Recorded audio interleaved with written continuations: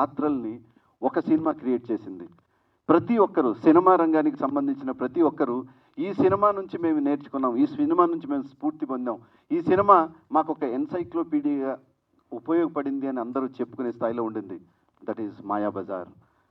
అది Mayabazar black and వైట్లో release అయినా ఆ రోజున వాళ్ళు దానికోసం ఏమేం టెక్నిక్స్ వాడారో కూడా మనకు తెలియకపోయినా, అందరికీ తెలిసినా కూడా ఇలా కూడా చెయ్యొచ్చా, ఎందుకంటే చాలామంది దర్శకులు ఇప్పటికీ దాన్నే ప్రామాణికంగా తీసుకుంటూ ఉంటారు. ఎందుకంటే ఒక అనుకున్న బడ్జెట్లో తీయాలి అంటే ఇప్పుడైతే బడ్జెట్ ఎక్కడికో వెళ్ళిపోతూ ఉంటుంది. అట్లాంటిది ఆ రోజుల్లోనే అద్భుతాలు తీసి మన ముందు మాయాబజార్గా గొప్ప సినిమాని మనకిస్తే అన్నీ కుదిరిపోయినాయి. దాంట్లో సాహిత్యం కుదిరింది, సంగీతం కుదిరింది, నటీనటులు ఒక్కొక్కరు ప్రతి ఇది దాని గురించే మాట్లాడుకునేటట్టు.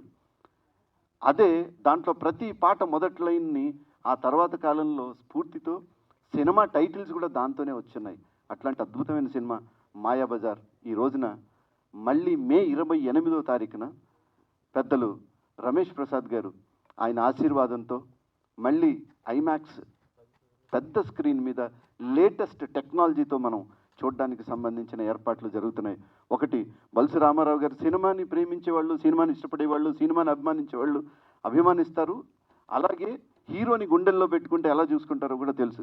అంత గొప్పగా అభిమానించి ఆరాధించే మనిషి బల్సి రామారావు గారు ఈ రోజున 75 సంవత్సరాల రామారావు గారి వజ్రోత్సవ వేళ, 102వ సంవత్సరం ఆయన జయంత్యుత్సవ వేళ మే 28వ తారీఖున తిరిగి ఈ సినిమాని 5 రాష్ట్రాల్లో ఘనంగా రిలీజ్ చేయబోతున్నారు.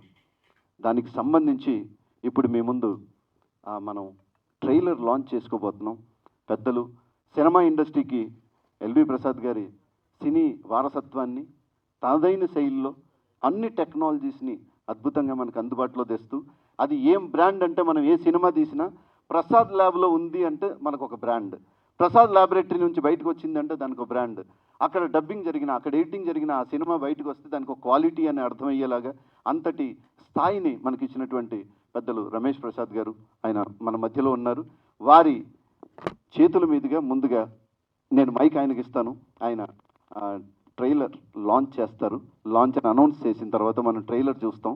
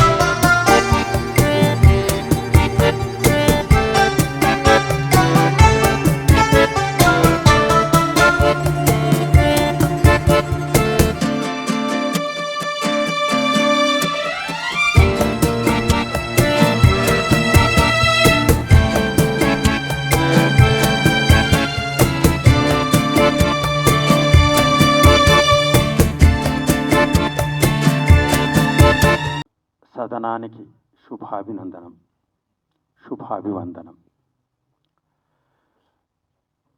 మంచి మనసెదురైన మాలలిచ్చేవాడు,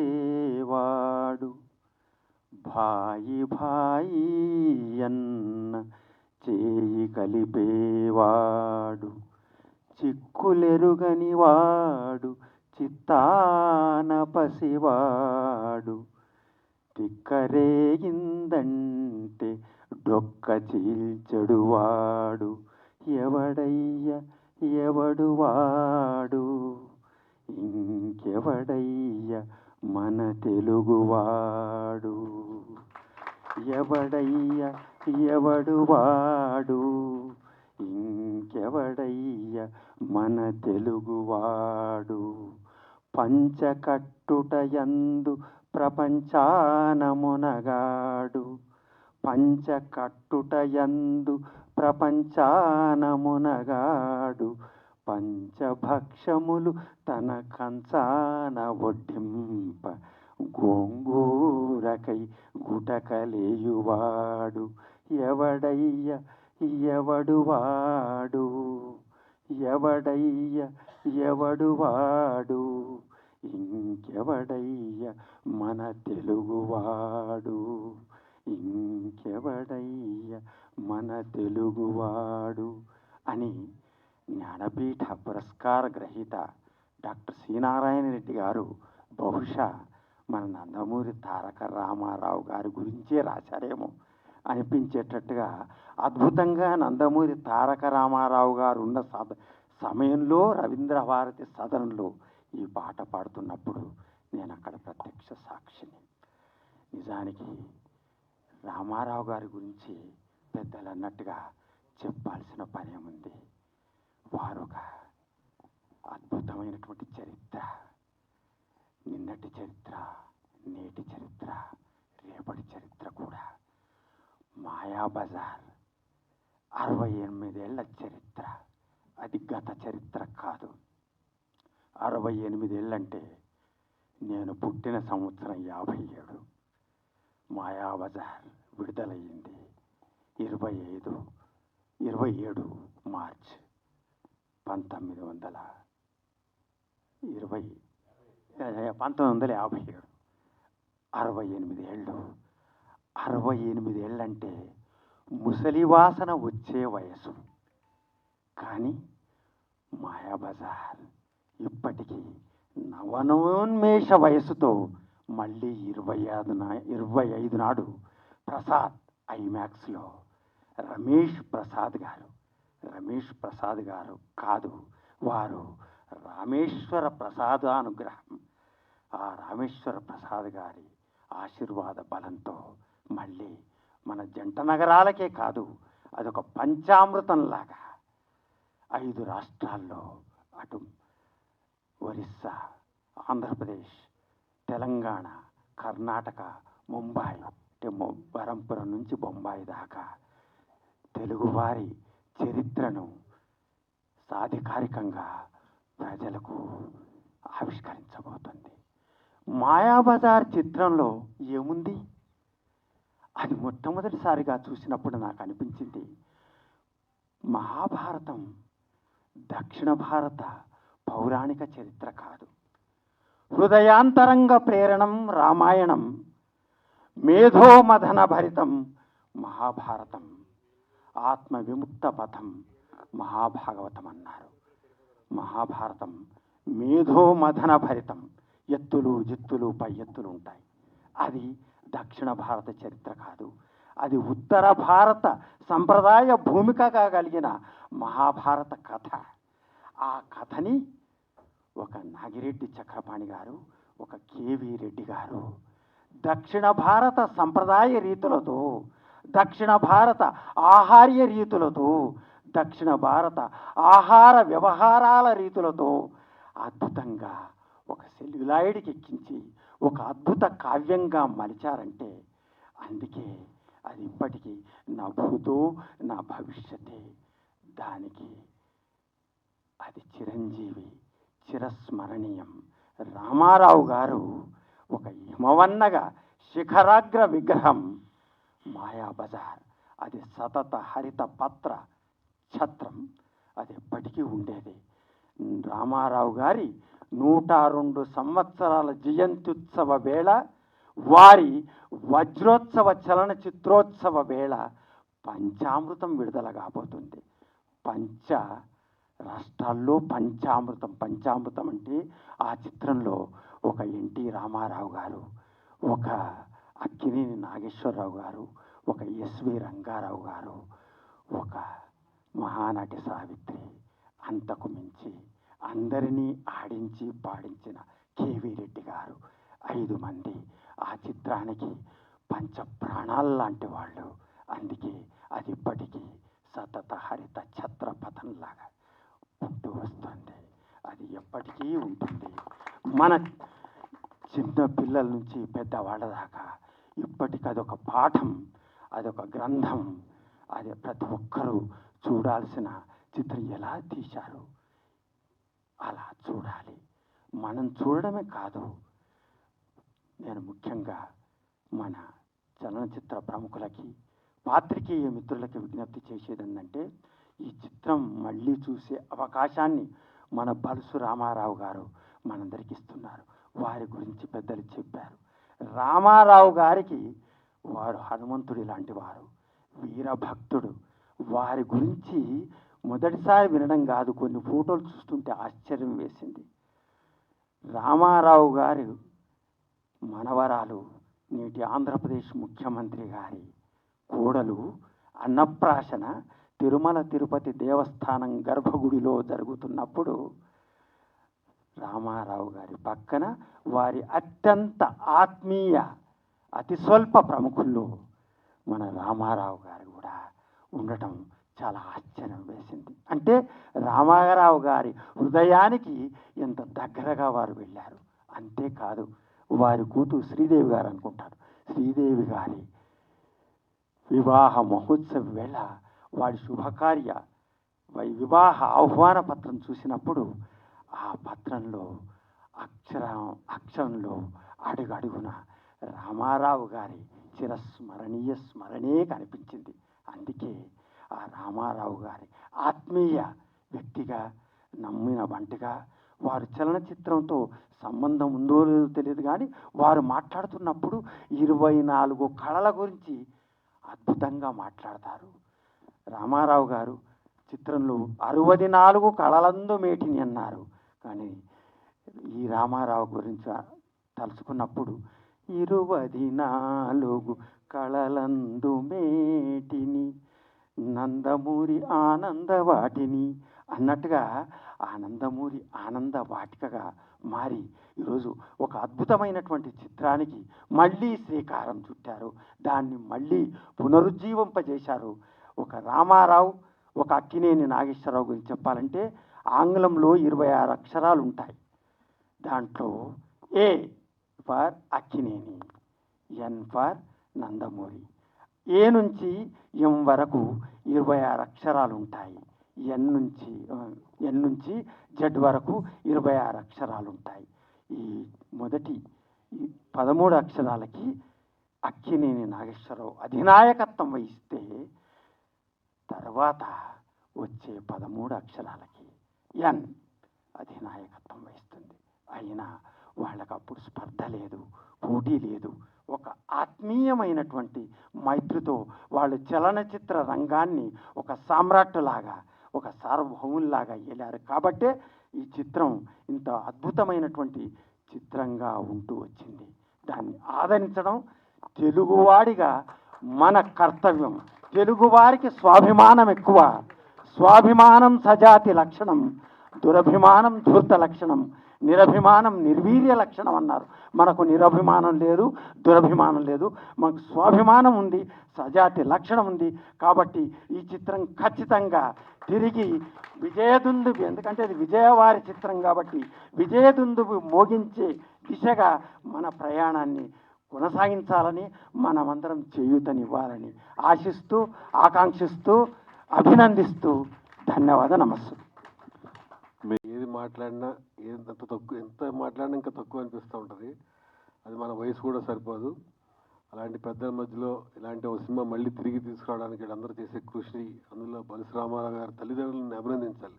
ఎందుకంటే ఆయన ఎన్టీ రామారావు భక్తురవుతారని ముందే ఊహించాడేమో, అందులో రామారావు అని పేరు పెట్టారు ఆయనకు కూడా. అందువల్ల ఈ కృషికి పాత్రికేయ రంగం నుంచి కానీ జర్నలిస్టుల కాడి నుంచి ఎటువంటి సపోర్ట్ కావాలని డెఫినెట్గా అందిస్తారు రామారావు గారు. మీరు ఈ వారం రోజులు ఏం కావాలని అడగండి, డెఫినెట్గా చేస్తాం. నా తరపుగా మా జర్నలిస్టులు అందరి తరపున చెప్తున్నాను. ఎందుకంటే ఎన్టీ రామారావు గారు అంటే అందరికీ అంత ప్రేమ, సినిమా అంటే అంత ప్రేమ కాబట్టి. ఎందుకంటే క్రమశిక్షణ, అన్ని విషయాలు చెప్పిన వ్యక్తి. ఇప్పుడు వచ్చే సినిమాలు అన్నట్టుగానే టెక్నాలజీ ఇంత గొప్పగా తీశారా అని చెప్పగలిగే సినిమా మాయాబజార్. ఈ సినిమా మళ్ళీ అందరం చూద్దాం. డెఫినెట్గా అంతా బాగా ఆడుద్ది, బాగా హిట్ కావాలని కూడా కోరుకుంటున్నాను. Thank you very much sir. సభకు నమస్కారం. ఇవాళ వచ్చేటప్పుడు ఏం మాట్లాడాలి? మాయాబజార్ గొప్ప సినిమా, ప్రపంచానికే తెలుసు. ఏమిటి ఈ రిలీజు, ఈ సినిమాల గురించి చెప్పేటప్పుడు ఏం మాట్లాడాలి అని ఆలోచించుకుంటే, ముందు పిలిస్తే ఒక రకంగా మాట్లాడదాం, చివరిలో పిలిస్తే ఒక రకంగా మాట్లాడదాం లెక్కేసుకొచ్చారు. చివరిలో పిలిస్తే అంటే ఏంటంటే, ముందు మాట్లాడిన వాళ్ళ ఆ విషయాలు కాకుండా చివరిలో వచ్చేవాళ్ళు మాట్లాడచ్చు. ముందంటే మనకు అడ్వాన్స్ తప్పని చెప్పాల్సినవన్నీ చెప్పేయచ్చు. సో ఇప్పుడు చివరిలో వచ్చాక కనుక ఒక 2 విషయాలు ఈ సినిమా గొప్పతనం గురించి రామారావు గారి గొప్పతనం గురించి, విశ్వవిఖ్యాత నట సార్వభౌముడు, ఆయన గురించి చెప్పేదే ఉంది, ఆయన గురించి చెప్పడం కాదు. ఈ సినిమా ప్రత్యేకత ఏంటి, ఈ సినిమా ఈనాటి జనరేషన్కి నేర్పవలసింది, ఈ సినిమాను చూసి ఈ జనరేషన్ తెలుసుకోవలసింది ఏమిటి, ఈ విషయాలు. ఈ సినిమా ఎందుకు ఇంత గొప్ప కళాకళం? రీప్లేస్మెంట్ లేని ఆర్టిస్టులు ఈ సినిమాలో. ఒక రామారావు గారు అవ్వచ్చు, ఒక ఎస్వి రంగారావు గారు అవ్వచ్చు, ఒక సావిత్రి అవ్వచ్చు, ఒక సూర్యకాంత్ అవ్వచ్చు, ఒక రేలంగి గారు అవ్వచ్చు. రీప్లేస్మెంట్ లేదు ఇండస్ట్రీలో వాళ్ళు. ఆ రోజు వచ్చి నా అదృష్టం ఎదుట్లో చాలామందితో నేను పనిచేసిన అదృష్టం ఉంది. వాళ్ళకి రీప్లేస్మెంట్ లేదు. ఆ రీప్లేస్మెంట్ లేని మహానటులు ఉన్న సినిమా. ప్లస్ ఒక సినిమా నటులు మాత్రం గొప్పతనం మాత్రమే కాదు ఈ సినిమా విజయానికి. కేవలం నటుల గొప్పతనమే కాదు. ఒక కేవీ రెడ్డి గారి మేధస్సు, ఒక మార్కస్ బారట్లే గారి చాతుర్యం.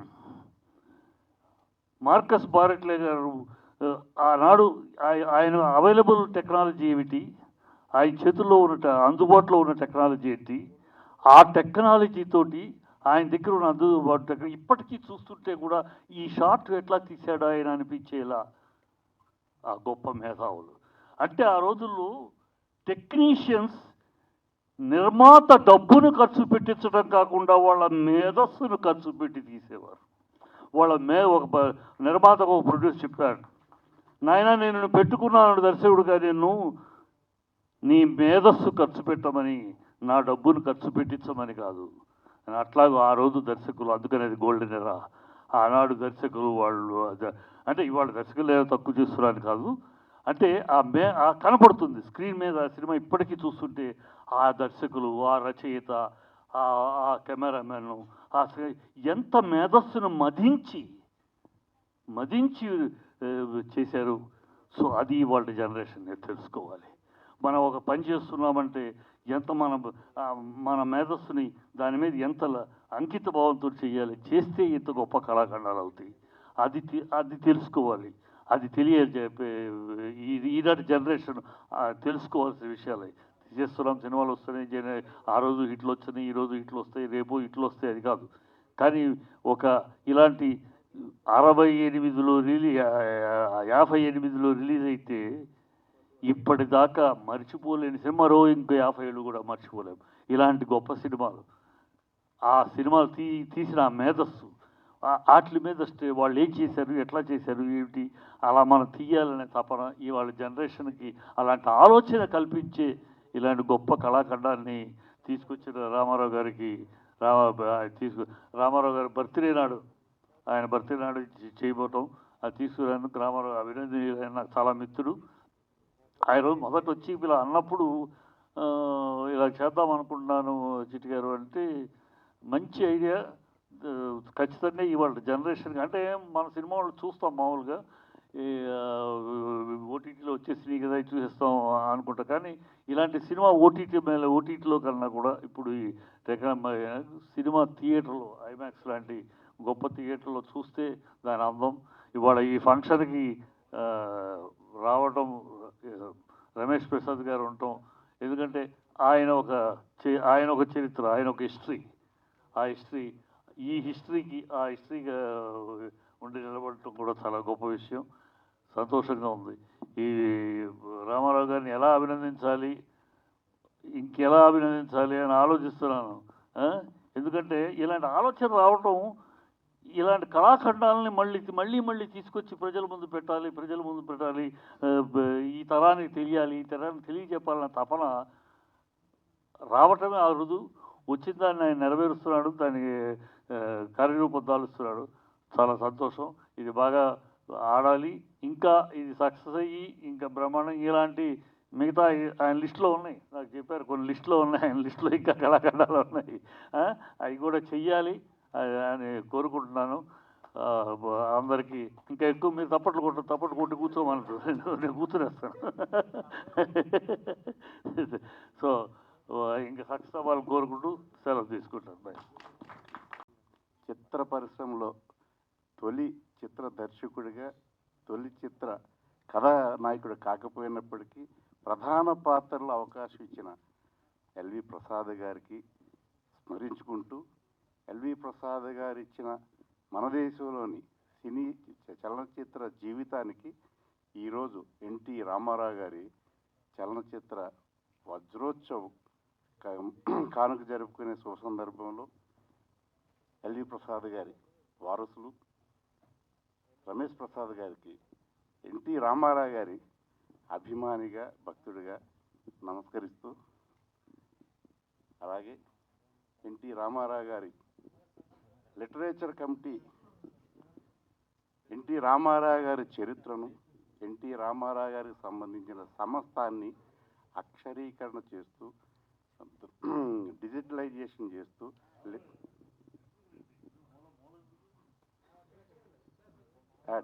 డిజిటలైజేషన్ చేస్తూ ప్రపంచవ్యాప్తంగా మారుమూల ప్రాంతంలో కూడా అందరికీ అభిమానులతో పాటు ప్రజానీకానికి అన్ని వర్గాలకి తెలియజేయటానికి చక్కటి సంకల్పంతో టీడీ జనార్దన్ గారు చేస్తున్న ప్రయత్నాన్ని వేదికపూర్వకంగా మీ అందరి సమక్షంలో అభినందిస్తూ,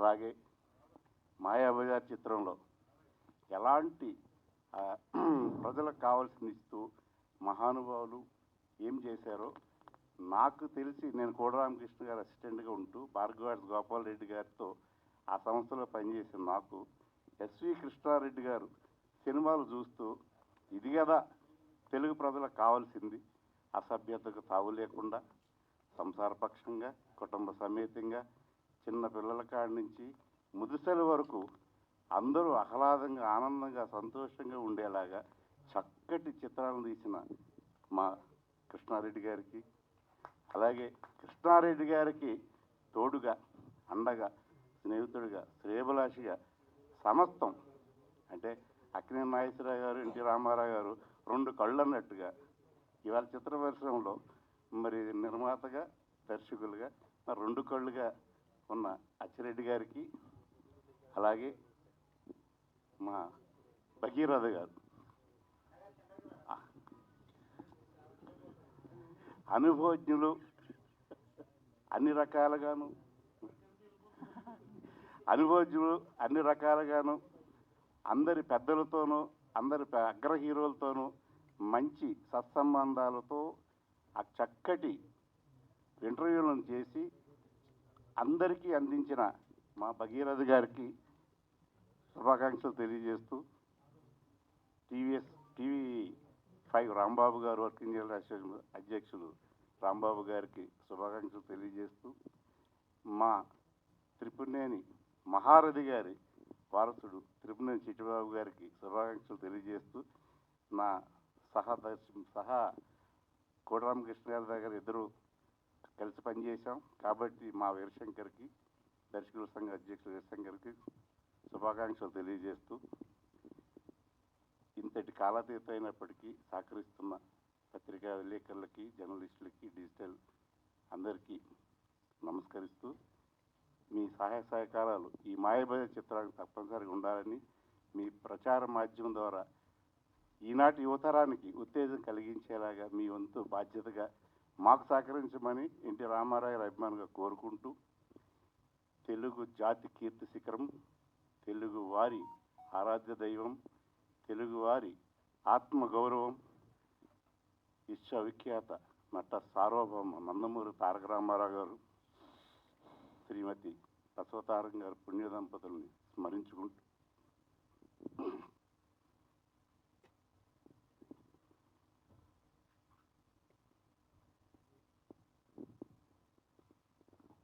వారి ఆశీస్సులు కోరుకుంటూ ఈ మాయబజార్ చిత్రానికి నా ప్రయత్నానికి ఉత్ప్రేరకంగా ఎన్టీ రామారావు గారే కారణం. ఈ అవకాశం కల్పించిన ఎన్టీ రామారావు గారికి కృతజ్ఞతలు వేదిక పూర్వకంగా తెలియజేస్తూ, ఈ ఇంతటి మహానుభావుడి గురించి అందరూ చెప్పారు కాబట్టి నేను కృతజ్ఞతలు చెప్పడం ఏమీ చెప్పలేను. నా అభిమానాన్ని, నా భక్తిని అందరూ మెచ్చుకుంటుంటే సర్వం సాధించాలన్న ఆనందంతో నేనేం మాట్లాడలేకపోతున్నాను. కాబట్టి ఇంత కాలాతీతమైన సందర్భంలో క్లుప్తంగా ముగిస్తాను. అందుకే ఈ చిత్రానికి సంబంధించి అందరికీ ఎవరైతే చెప్పారో అందరికీ కృతజ్ఞతలు తెలియజేస్తూ, పత్రికా విలేకరులందరికీ కృతజ్ఞతలు తెలియజేస్తూ, మీ అందరికీ మరొక్కసారి వందనాలు తెలియజేస్తూ వందన సమర్పణగా చెప్తున్నాను. 28న రిలీజ్ అవుతుంది.